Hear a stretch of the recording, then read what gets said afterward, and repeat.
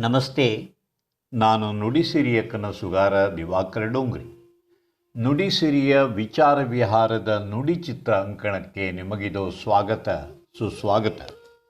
ಬನ್ನಿ, ಎಲೆ ಅಡಿಕೆ ಹಾಕೋಣ, ಬರ್ರಿ ಒಂದು ಪಾನ್ ಹಾಕೋಣ. ತಾಂಬೂಲ ತಗೊಂಡೇ ಹೋಗ್ಬೇಕು ಸ್ವಾಮಿ, ಮುತ್ತೈದೆ ಬಂದಿದ್ದಾರೆ ಕಣೆ, ಅರಿಶಿನ ಕುಂಕುಮ ತಾಂಬೂಲ ಕೊಟ್ಟು ಕಳಿಸಮ್ಮ. ನಿಮ್ಮ ಊಹೆ ಸರಿ ಇದೆ. ಇಂದಿನ ವಿಚಾರ ವಿಹಾರ ಅಂಕಣದಲ್ಲಿ ನಾವು ತಾಂಬೂಲದ ಬಗ್ಗೆ ಒಂದಷ್ಟು ವಿಚಾರಗಳನ್ನು ತಿಳಿದುಕೊಳ್ಳೋಣ. ತಾಂಬೂಲದ ಬಗ್ಗೆ ಸಮಗ್ರ ಮಾಹಿತಿಯುಳ್ಳ ನಾನು ಬರೆದ ಲೇಖನವನ್ನು ಧ್ವನಿ ರೂಪದಲ್ಲಿ ನಿಮ್ಮ ಮುಂದೆ ಪ್ರಸ್ತುತಪಡಿಸುತ್ತಿದ್ದಾರೆ ನುಡಿಸಿರಿ ಬಳಗದ ಶ್ರೀಮತಿ ಅಕ್ಷತಾ ಸುಮಂತ್.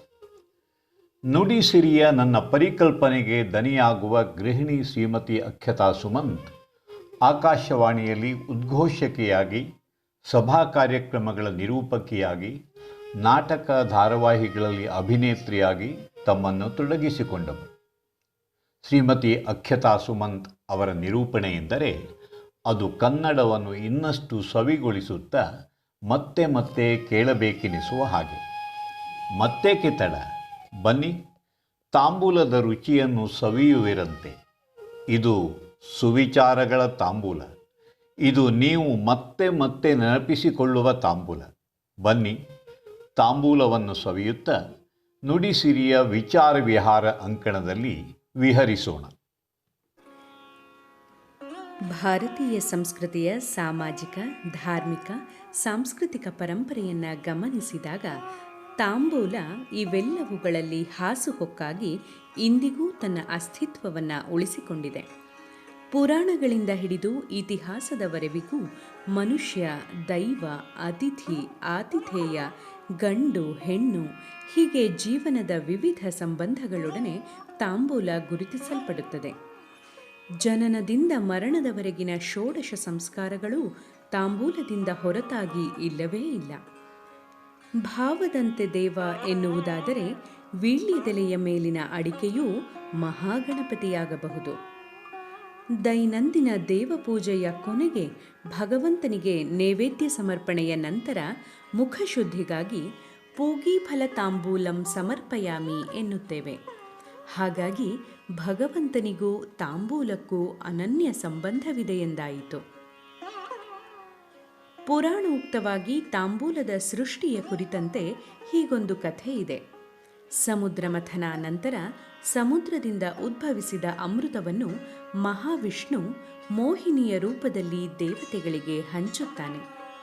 ಹಂಚಿ ಮಿಕ್ಕುಳಿದ ಅಮೃತದ ಪಾತ್ರೆಯನ್ನು ಮೋಹಿನಿ ಇಂದ್ರನ ಪಟ್ಟದಾನೆ ಐರಾವತದ ಬಳಿ ಇರಿಸುತ್ತಾಳೆ.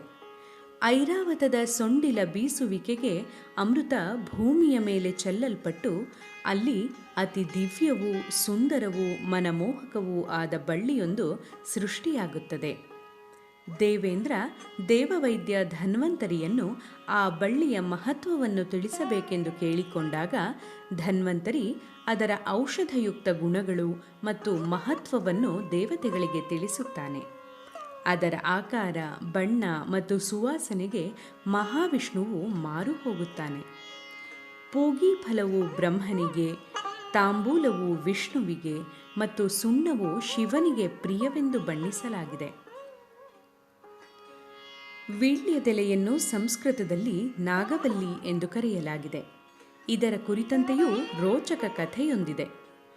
ಕೌರವರ ಮೇಲಿನ ವಿಜಯ ನಂತರ ಹಸ್ತಿನಾಪುರದಲ್ಲಿ ಧರ್ಮ ಸಾಮ್ರಾಜ್ಯ ಸ್ಥಾಪನೆಯಾಯಿತು.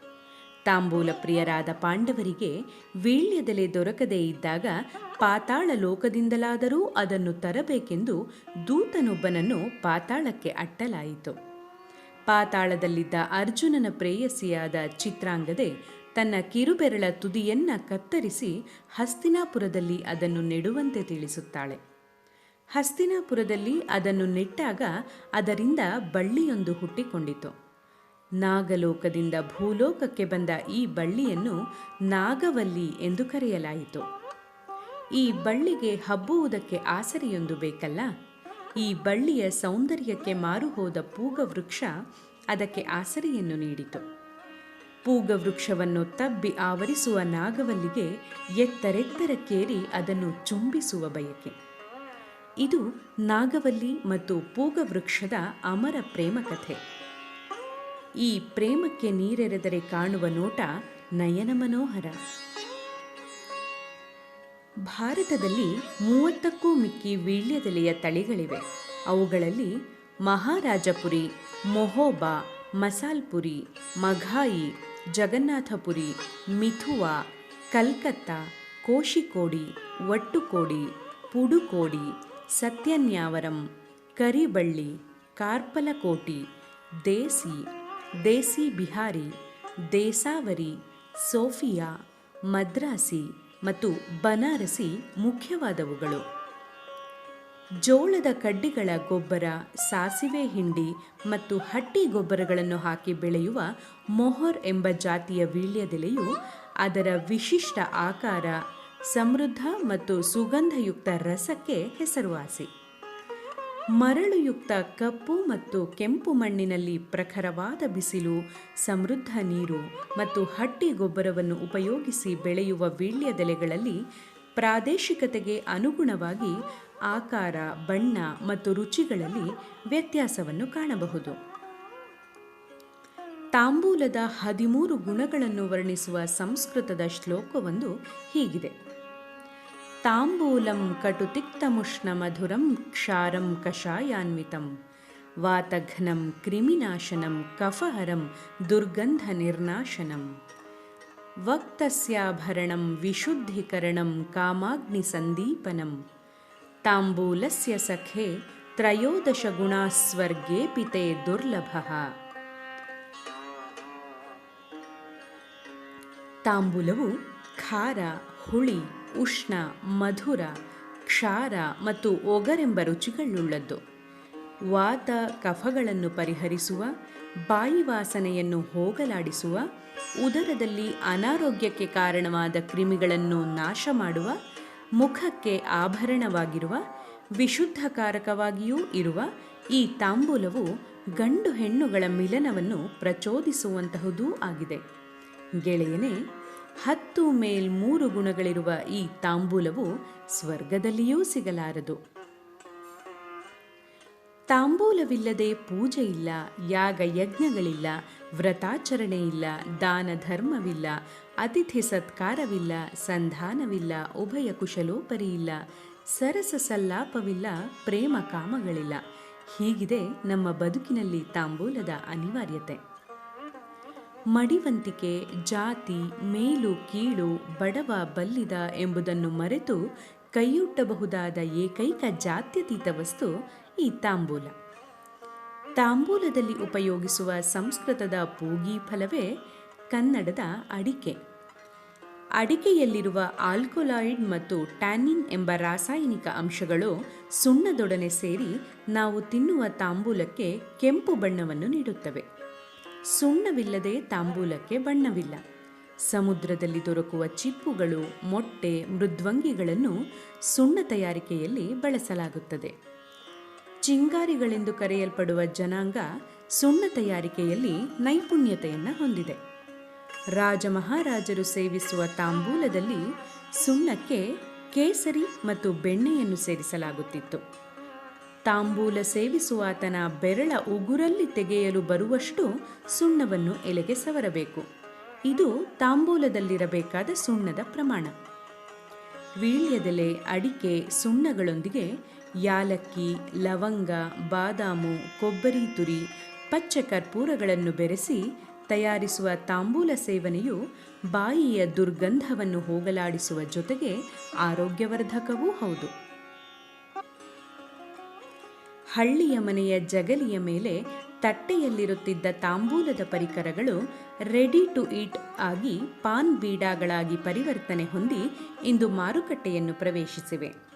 ನಗರಗಳ ಯಾವುದೇ ಖಾನಾವಳಿ ಅಥವಾ ಹೋಟೆಲ್ ಮುಂದೆ ಅರಳಿ ನಿಂತ ಕೊಡೆಯ ಕೆಳಗೊಬ್ಬ ಪಾನ್ವಾಲ ಇದ್ದೇ ಇರುತ್ತಾನೆ. ಈಗೀಗ ಮದುವೆಯ ಆರತಕ್ಷತೆಯ ಸಮಾರಂಭಗಳಲ್ಲೂ ಆತ ಕಾಣಿಸತೊಡಗಿದ್ದಾನೆ. ನಿಮ್ಮ ಆಯ್ಕೆಯ ಪಾನ್ಗೆ ಹದವಾಗಿ ಸುಣ್ಣ ಬೆರೆಸಿ ವಿವಿಧ ರೀತಿಯ ಪರಿಮಳಯುಕ್ತ ಮಸಾಲೆಗಳನ್ನು ಸೇರಿಸಿ ತ್ರಿಕೋನಾಕೃತಿಯಲ್ಲಿ ಅದನ್ನು ಮಡಚಿ ನಮ್ಮ ಕೈಗೀಯುವ ಅವನ ಚಳಕಕ್ಕೆ ನಾವೆಲ್ಲ ಬೆರಗಾಗಲೇಬೇಕು. ವಿವಿಧ ಆಕೃತಿಗಳಲ್ಲಿ ಮಡಚಿ ಕಟ್ಟುವ ಪಾನ್ ಅಥವಾ ಬೀಡಾಗಳು ಗೋವಿಂದ್ ಬೀಡ, ಕಪೂರ್ ಬೀಡ, ಕುಲ್ಫಿ ಬೀಡ, ಮೋಂದ್ ಬೀಡ, ಕತರ್ ಬೀಡ, ಗೋಂಡ್ ಬೀಡ ಮುಂತಾದ ಹೆಸರುಗಳಿಂದ ಕರೆಯಲ್ಪಡುತ್ತವೆ. ಪಾನ್ ಅಥವಾ ಬೀಡಾ ತಯಾರಿಕೆ ಭಾರತದಲ್ಲಿಂದು ಕಡಿಮೆ ಬಂಡವಾಳದ ಲಾಭದಾಯಕ ಸ್ವ ಉದ್ಯೋಗವಾಗಿ ಸ್ಥಾಪಿತಗೊಂಡಿದೆ. ಭಾರತದಲ್ಲಿ ತಾಂಬೂಲ ಚರ್ವಣ ಯಾವಾಗಿನಿಂದ ಪ್ರಾರಂಭವಾಯಿತು ಎನ್ನುವ ಬಗ್ಗೆ ನಿಖರ ಮಾಹಿತಿಗಳಿಲ್ಲವಾದರೂ ಕ್ರಿಸ್ತಶಕ 320 467 ಗುಪ್ತರ ಕಾಲವನ್ನು ಗುರುತಿಸಲಾಗಿದೆ.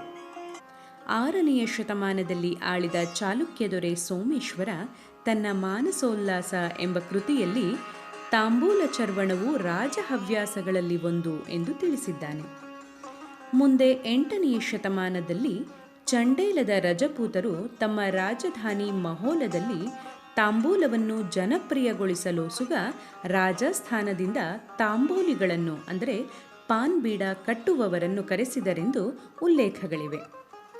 ಕ್ಷತ್ರಿಯರಲ್ಲಿ ಶತ್ರುದಮನಕ್ಕೆ ಮೊದಲು ರಣಾಂಗಣಕ್ಕೆ ಹೊರಡುವ ಮುನ್ನ ಅರಸನಿಂದ ರಣವೀಳ್ಯವನ್ನು ಪಡೆಯುವ ಪದ್ಧತಿ ಇತ್ತು ಎನ್ನುವುದು ನಮಗೆ ಇತಿಹಾಸ ಪುರಾಣಗಳಿಂದ ತಿಳಿದುಬರುತ್ತದೆ.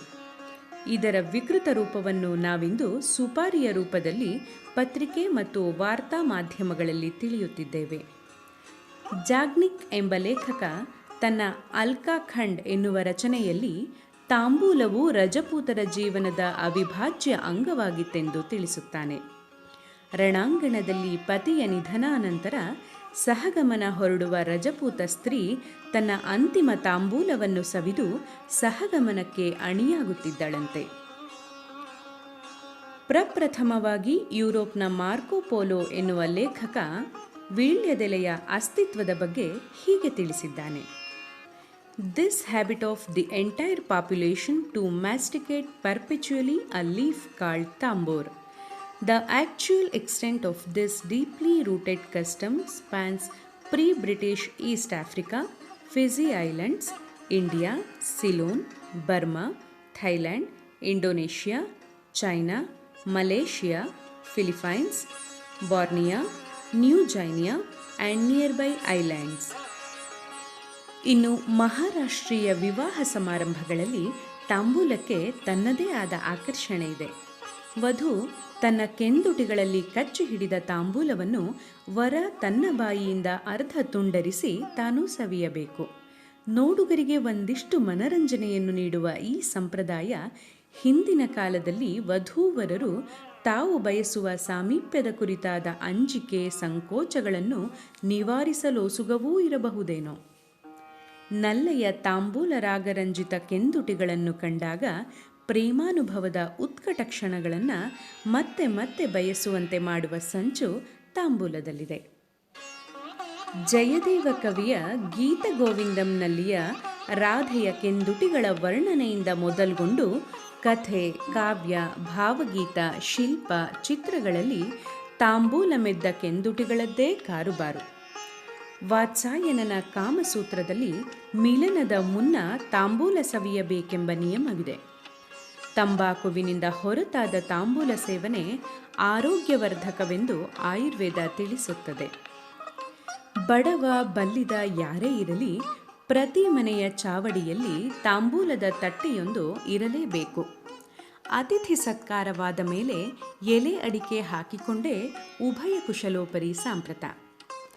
ಊರ ಪರವೂರ ಸಮಾಚಾರಗಳು, ಸಾಮಾಜಿಕ ಬದಲಾವಣೆಯ ಕುರಿತಾದ ವಿಸ್ಮಯಕರ ಸಂಗತಿಗಳ ಆದಾನ ಪ್ರದಾನ, ಹಾಸ್ಯ, ಮೂದಲಿಕೆ, ಆತ್ಮರತಿ ಮೊದಲಾದವುಗಳು ವಿಜೃಂಭಿಸುತ್ತಿದ್ದುದು ಈ ರಸಗವಳ ಚರ್ವಣದಲ್ಲೇ. ಕೂಲಿ ಕಾರ್ಮಿಕರಿಗೆ ಕೆಲಸ ಪ್ರಾರಂಭದ ಮೊದಲು ಎಲೆ ಅಡಿಕೆ, ಸುಣ್ಣ, ತಂಬಾಕುಗಳನ್ನು ನೀಡಿದಲ್ಲಿ ಅವರ ಮುಖದಲ್ಲಿಯ ಸಂತೃಪ್ತಿಗೆ ಪಾರವಿರಲಿಲ್ಲ. ಇನ್ನು ಎಲೆ ಅಡಿಕೆ ಅಭ್ಯಾಸವಿದ್ದ ಕೂಲಿ ಕಾರ್ಮಿಕ ಹೆಂಗಸರಾದರೆ ಸೊಂಟಕ್ಕೆ ಬಟ್ಟೆಯಿಂದ ಹೊಲಿದ ಎಲೆ ಅಡಿಕೆಯ ಸಂಚಿಯೊಂದು ಇರಲೇಬೇಕು. ಗಂಡಸರಾದರೆ ಎಲೆ ಅಡಿಕೆ ಡಬ್ಬಿಯೊಂದು ಜೇಬಲ್ಲಿ ಇರಲೇಬೇಕು. ಮನೆಗೆ ದೂರ ದೂರಿನಿಂದ ಅತಿಥಿಗಳಾಗಿ ಬರುವವರ ಚೀಲದಲ್ಲಿಯೂ ಎಲೆ ಅಡಿಕೆ ಡಬ್ಬಿಯೊಂದು ಇರುತ್ತಿತ್ತು. ಇದು ಪ್ರಯಾಣದ ಮಧ್ಯದಲ್ಲಿಯ ಉಪಯೋಗಕ್ಕಾಗಿ ಮತ್ತು ಒಂದು ವೇಳೆ ಆತಿಥೇಯನ ಮನೆಯಲ್ಲಿ ತಾಂಬೂಲ ಚರ್ವಣದ ವ್ಯವಸ್ಥೆ ಇಲ್ಲದಿದ್ದಲ್ಲಿ ಮುಂಜಾಗರೂಕತಾ ಕ್ರಮವಾಗಿ ಕೈಗೊಂಡ ವ್ಯವಸ್ಥೆಯಾಗಿರುತ್ತಿತ್ತು. ಹಿರಿಯರು ಹೊಗೆ ಸೊಪ್ಪನ್ನು ತಾಂಬೂಲದ ಜೊತೆ ಉಪಯೋಗಿಸುವ ವಾಡಿಕೆಯಿತ್ತು. ಇನ್ನು ಮನೆಯ ಒಪ್ಪ ಓರಣಗಳಿಗೆ ಆದ್ಯತೆ ಕೊಡುವವರ ಮನೆಯ ಅಡಿಕೆಯ ತಟ್ಟೆ ಸಹಜವಾಗಿಯೇ ಎಲೆಗಳ ಸರಿಯಾದ ಜೋಡಣೆ, ಸುಣ್ಣ ಮತ್ತು ಹೊಗೆ ಸೊಪ್ಪಿಗೆ ಪ್ರತ್ಯೇಕವಾದ ಡಬ್ಬಿಗಳು ಅಥವಾ ಕೆಲವೊಂದು ಸಲ ಒಂದೇ ಡಬ್ಬಿಯಲ್ಲಿ ಒಂದೆಡೆ ಹೊಗೆ ಸೊಪ್ಪು ಮತ್ತು ಇನ್ನೊಂದೆಡೆ ಸುಣ್ಣ, ಹಣ್ಣಡಿಕೆ ಸುಲಿದು ಅದನ್ನು ಸಣ್ಣ ತುಂಡುಗಳಾಗಿಸಿ ಡಬ್ಬದಲ್ಲಿರಿಸಿದ ತಾಂಬೂಲದ ತಟ್ಟೆ ಶೃಂಗಾರದಿಂದ ಬೀಗುತ್ತಿತ್ತು. ಇನ್ನು ಎಲೆ ಅಡಿಕೆಯ ವಿಚಾರದಲ್ಲಿ ಸ್ಪೃಶ್ಯತೆಗಳ ವಿಚಾರವಿರದೆ ಅದು ವರ್ಣಭೇದವನ್ನು ಅಳಿಸುವಲ್ಲಿ ಸಹಕಾರಿಯಾಗುತ್ತಿತ್ತು. ಬೆಣ್ಣೆ ಕಾಸಿ ತುಪ್ಪ ತಯಾರಿಕೆಯಲ್ಲಿ ತುಪ್ಪ ಹದವಾಗಿ ಸಿದ್ಧಗೊಂಡಾಗ ಅದಕ್ಕೆ ವೀಳ್ಯದೆಲೆಯನ್ನು ಹಾಕಿ ಅದನ್ನು ಸುಗಂಧಯುಕ್ತವಾಗಿಸುವ ಕ್ರಮವಿದೆ. ಬಾಣಂತಿಯರಿಗೆ ಔಷಧಯುಕ್ತವಾದ ತಾಂಬೂಲವನ್ನು ನೀಡುವುದನ್ನು ಆಯುರ್ವೇದ ತಿಳಿಸುತ್ತದೆ. ವೀಳ್ಯದೆಲೆಯು ಲಕ್ಷ್ಮಿಯ ವಾಸಸ್ಥಾನವೆಂಬ ನಂಬಿಕೆಯಿಂದ ಅದನ್ನು ಮುಸ್ಸಂಜೆ ಹೊತ್ತು ಕೊಯ್ಯುವುದು, ರಜಸ್ವಲೆಯರು ಮುಟ್ಟುವುದು ನಿಷಿದ್ಧವಾಗಿದೆ. ಇನ್ನು ತಾಂಬೂಲದ ಪೆಟ್ಟಿಗೆ, ತಟ್ಟೆ, ಅಡಿಕೆ ಕತ್ತರಿಸುವ ಕತ್ತರಿಯಲ್ಲಿ ಕಲಾತ್ಮಕತೆಯ ವಿವಿಧ ಸೊಬಗನ್ನು ನಾವು ಕಾಣಬಹುದು. ಇನ್ನು ಕೊನೆಯದಾಗಿ ಒಂದು ಸ್ಟ್ಯಾಚ್ಯುಟರಿ ವಾರ್ನಿಂಗ್. ಹೊಗೆ ಸೊಪ್ಪು ಅಥವಾ ತಂಬಾಕು ಮಿಶ್ರಿತ ತಾಂಬೂಲದ ವಿಕೃತ ರೂಪವಾದ ಪಾನ್ ಬೀಡ, ಜರ್ದಾಗಳ ಸೇವನೆ ಅನ್ನನಾಳದ ಕ್ಯಾನ್ಸರ್ನಂತಹ ಭೀಕರ ಕಾಯಿಲೆಗಳನ್ನು ತರುತ್ತದೆ ಎಂಬುದು ನಮಗೆಲ್ಲ ತಿಳಿದೇ ಇದೆ. ಸೇವಿಸುವವನಿಗೆ ಕಿಕ್ ದೊರೆಯಲೆಂದು ಜರ್ದಾದಲ್ಲಿ ರಾಸಾಯನಿಕ ವಸ್ತುಗಳನ್ನು ಬಳಸಲಾಗುತ್ತದೆ. ಇಂತಹ ಜರ್ದಾ ಸೇವನೆಯು ಕ್ಯಾನ್ಸರ್ ಕಾಯಿಲೆಯನ್ನು ಜನಸಮುದಾಯಕ್ಕೆ ಬಳುವಳಿಯಾಗಿ ನೀಡಿ ಜನರನ್ನು ಈ ಲೋಕದಿಂದಲೇ ಕಿಕ್ ಮಾಡುತ್ತಿರುವುದು ಸುಳ್ಳಲ್ಲ ತಾನೇ? ಆಯುರ್ವೇದ ಪದ್ಧತಿಯಲ್ಲಿ ತಿಳಿಸಿದಂತೆ ಔಷಧಯುಕ್ತ ಗುಣಗಳುಳ್ಳ ಸುವಾಸನಾಯುಕ್ತ ಸಾಂಪ್ರದಾಯಿಕ ತಾಂಬೂಲವನ್ನು ಸೇವಿಸಿ ಆರೋಗ್ಯವಂತರಾಗಿ ದೀರ್ಘಾಯುಗಳಾಗೋಣ.